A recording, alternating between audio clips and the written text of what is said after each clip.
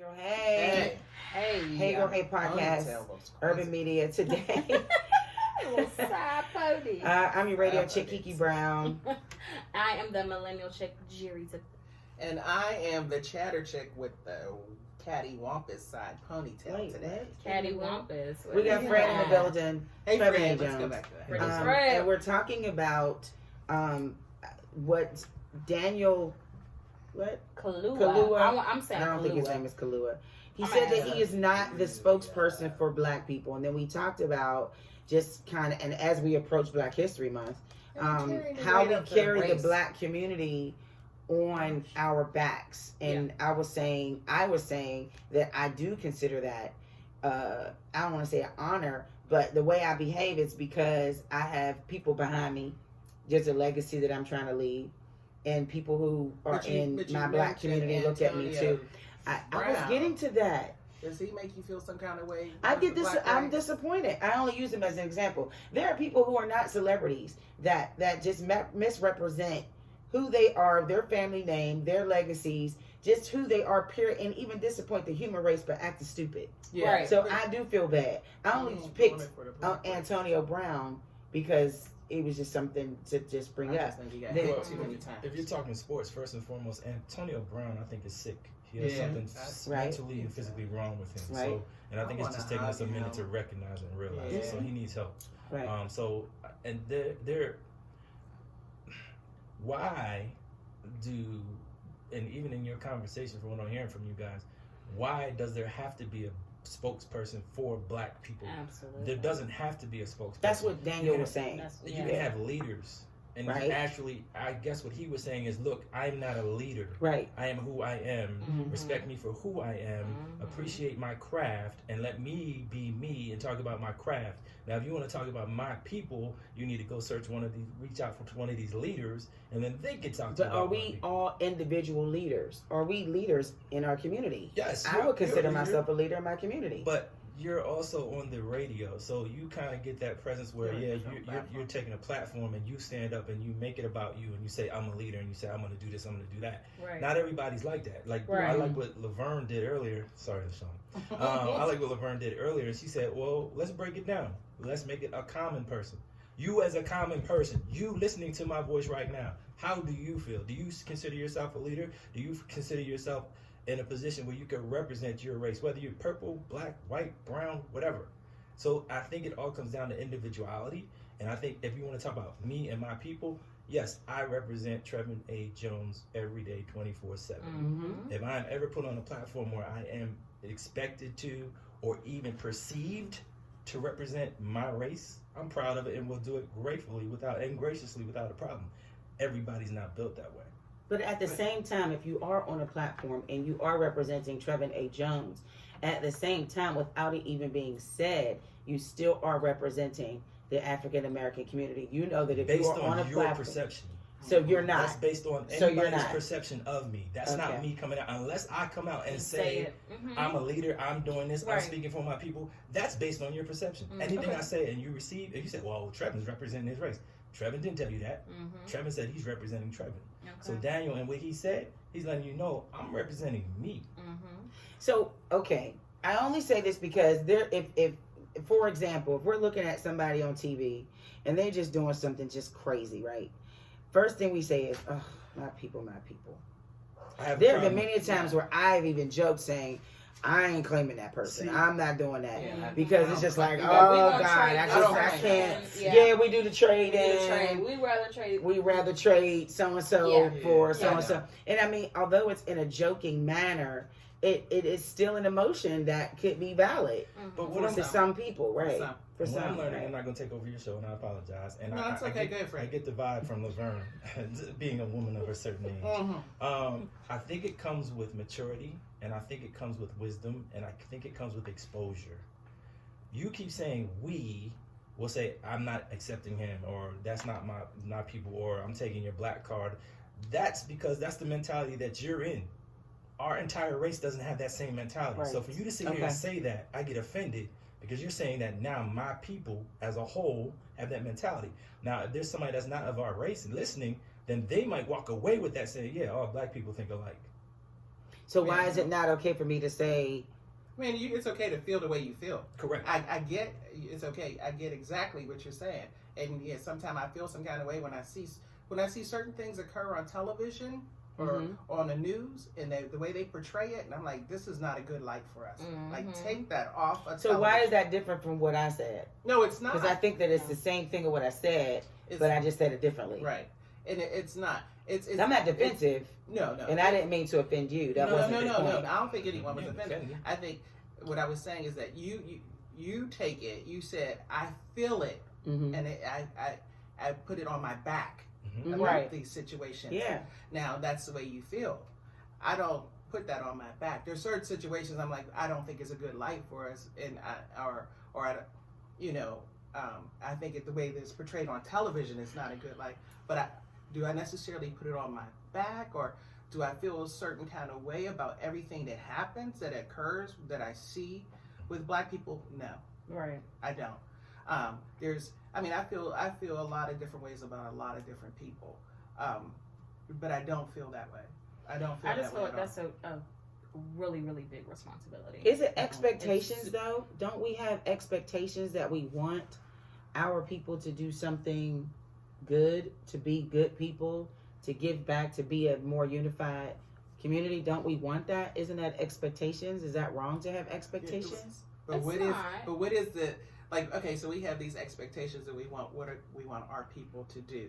And if we're not around seeing everything that is done, we don't know they're not doing it. Right. You know what I mean? Right. We have a big thing for that. I mean, I've been in community meetings, and I've seen people talk about the community, and I don't see them show up for any of these meetings. And I'm like, how do you say this? Right. Yeah. And then you say this community, and I'm sitting at the meetings like, where are you? Right. You're right. Like, stop. Yeah. But they're the main ones when they have a platform on social media, make all of these all of this stuff as if our community's not doing anything. Right. And I gotta be honest, when I do go to these meetings, a lot of people that I see are not people of the same color as me.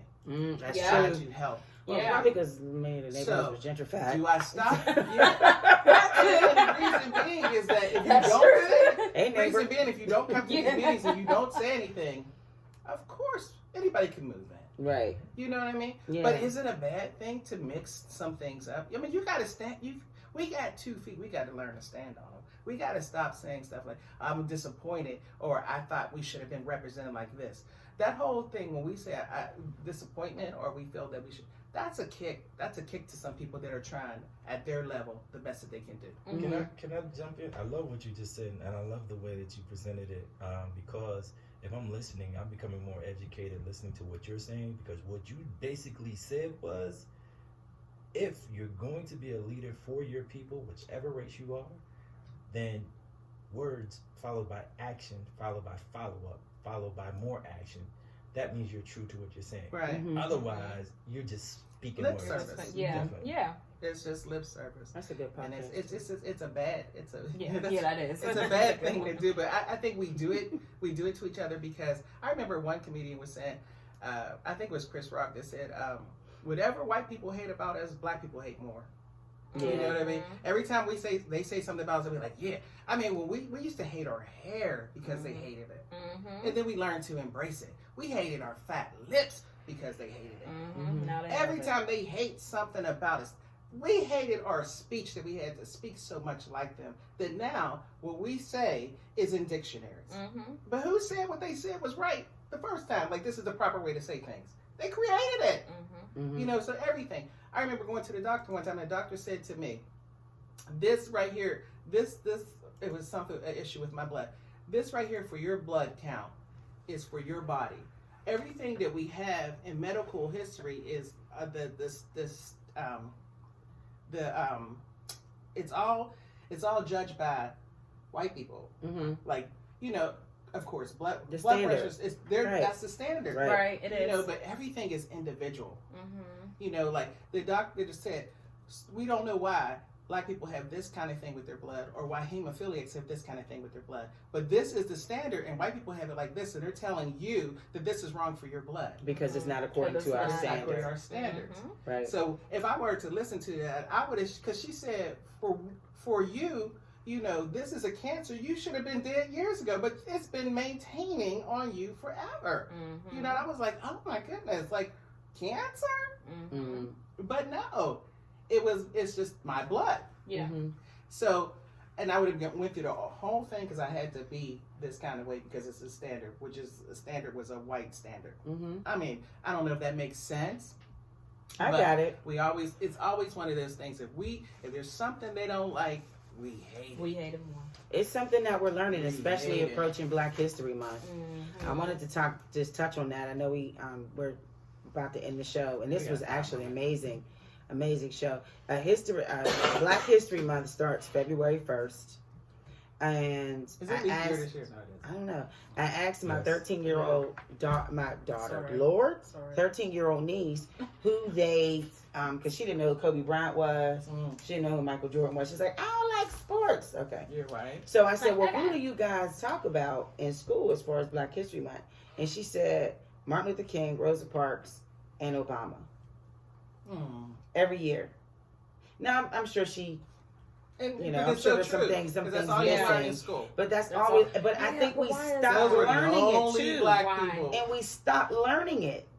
I actually wrote an article on Black History Month, Mm-hmm. and I had wrote my reflection of when I was taking Black History in high school, Mm-hmm. and even in elementary school, like learning. She over that growing mic up like on it. she paid the bell. Yeah, I was ready for her to drop her head back in. Go ahead. She said, what your niece is saying is accurate because that's how it was with me. You know, Me all too. we learned was Martin Luther Parks. King, That was it. Rosa Dr. King. Parks, you know, those people, maybe Madam C.J. Walker, maybe, you know what I mean? But Depending on the school. depending on the Yeah. school, you know, and we don't, there's so many other prominent black leaders and figures who've done so much, but they just stick to the basics. That's done by design.